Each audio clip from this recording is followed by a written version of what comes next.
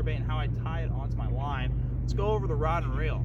Abu Garcia Revo inshore 7.3-1. It's like that happy medium as far as speed.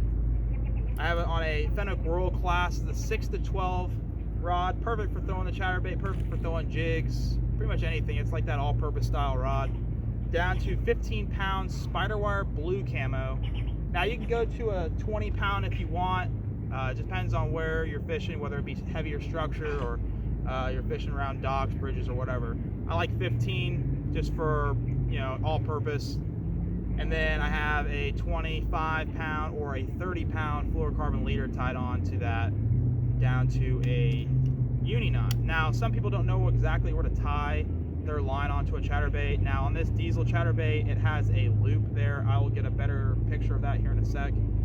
And you just I tie a uni knot to it, whether it be a 3 or a 4, depending on the size leader I'm using. And on the jackhammers, you have kind of like a clip where it, you know, like a line clip that comes off the front of the blade. You tie it right on there, and I'll either do a polymer knot or I'll do a uni knot. Those are the two knots that I tie with this bait.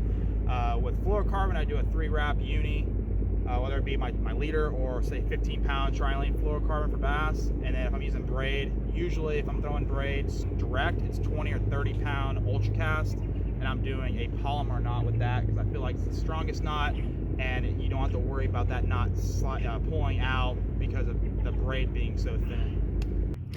All right, so this is your diesel chatterbait right here. You can see where the line's tied, so that's how you tie on the diesel chatterbait. Now I also have some of the jackhammers down here, and when you look at it, you can see it has that clip right there. You're going to tie your line right on that front clip there, and then you're ready to rock and roll. Just gotta make sure when you're done fishing with these, especially in saltwater, even the diesel chatterbait, wash them off because they will start to rust.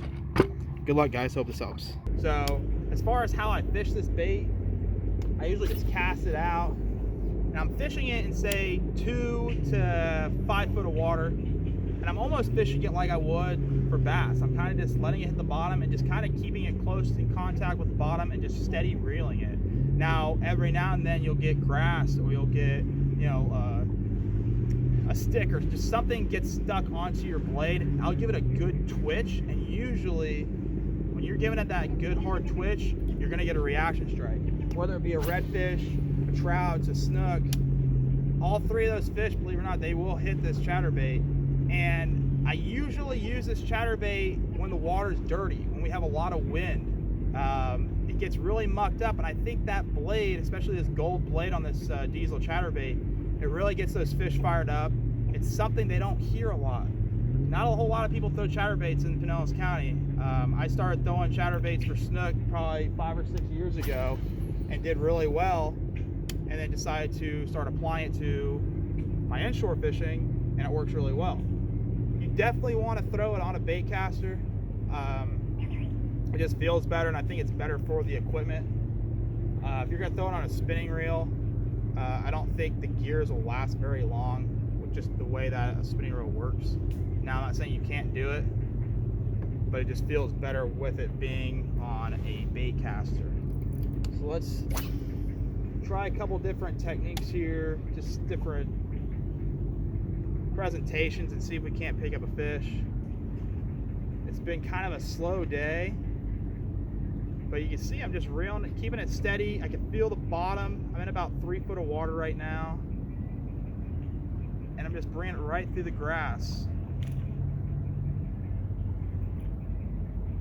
Now, when it comes to diesel chatterbaits, color, they come with different colors. They come with Houdini, they come with Bad Shad.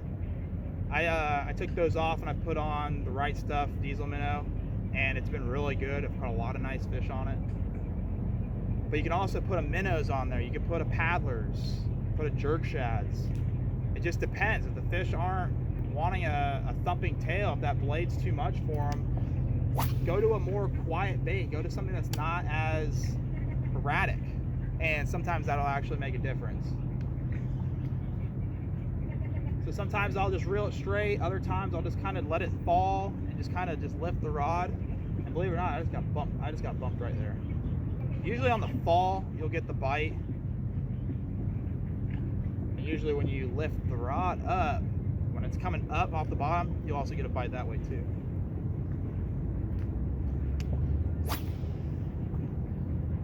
So as far as tying the bait on there, just a uni knot. It seems to work really well.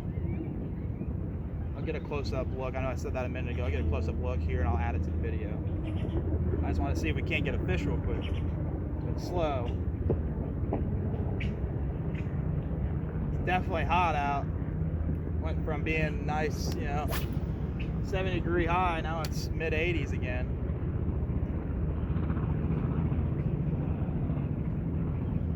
But I get asked a lot, you know, believe it or not, you know, a lot of people, I know, well, first off, I know I say believe it or not a lot, but some folks don't know where to tie that chatterbait, and that's the whole reason why I made this video, just so people can throw chatterbaits more, because it's a really good bait for both fresh and saltwater.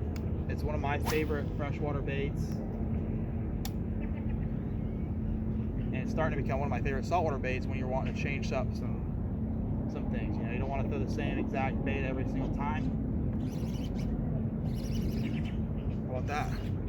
That's a nice fish too. Real nice fish. That's a red too. How about that?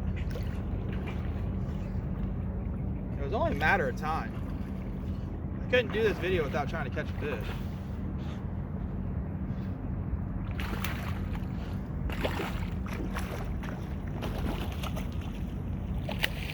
Now what I'm doing right now is I'm on this mangrove line. I'm throwing down the mangrove line, bringing it up.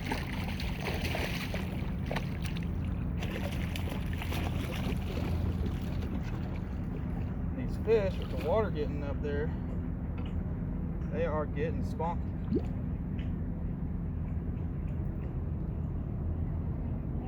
How about that? Chatterbait redfish, probably about 23-inch fish. Did not miss it. Absolutely love this type of fishing. It's a lot of fun. It's almost like bass fishing. You know, it's you're throwing a bait caster, you're fishing in some fairly shallow water, and the bite and just everything is almost identical to a bass. It's just these guys fight harder. So, hope you guys enjoyed the video. If you have any questions regarding the chatterbait, feel free to message me on Instagram, Redfish Jesse, or you can message me below in the comments. Don't forget to subscribe to my YouTube. I know I've been slacking on videos. I've been real busy, but hopefully this one makes up for it, guys. Thanks again for watching. Have a great day.